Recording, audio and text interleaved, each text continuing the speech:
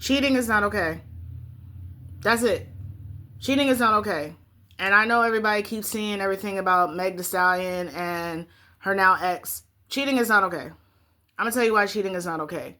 Cheating on somebody without just breaking up with them and doing you is the most sloppiest thing you could ever do. Why? Because now you're sitting over there making extra work for yourself to try to hold on to what you have and still play the field and disregarding the other person's feelings. Now, I know for myself as a person that has been cheating on that I'm sometimes am not the easiest person to get along with, and I rather that you cut it off with me than sit there and have me thinking I'm doing a-okay than to sit there and feel that I'm the problem and that causes you to cheat. Just leave me the fuck alone, because there are billions of people in the world. Life is too short. Last time I checked, we just say Happy Valentine's Day and Happy Easter, and now we pushing May next week to be sitting here playing around talking about I don't know why I keep you around.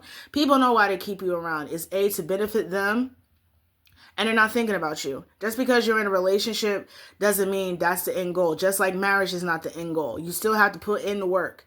Whether you are in a relationship, whether you're married, whether you're co-parenting, whether you're boyfriend and girlfriend, what have you, relationships need work. That's why it's called relationships. If you do not work on the ship, what happens? If you do not take care of that ship properly, what happens? It will fall apart and, break.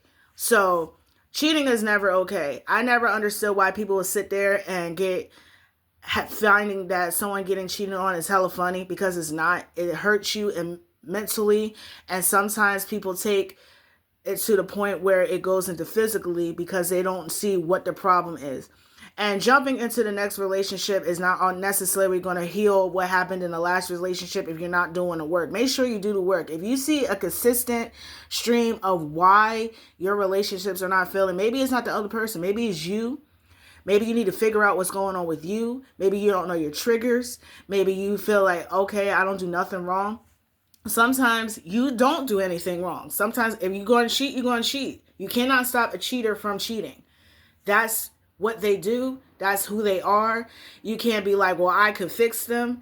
You can fix a broken clock, but you cannot fix a person. A person has to be willing to fix themselves. That's like saying, oh, well, this car, I can fix it and it's going to run like brand new. If the car is not fixed properly, it will keep messing up and you will keep pouring money and time into it. So eventually we're just going to be like, F it, I'll ride the bus.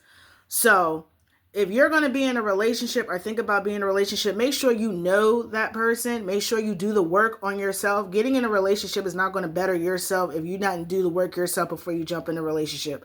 Point blank, period.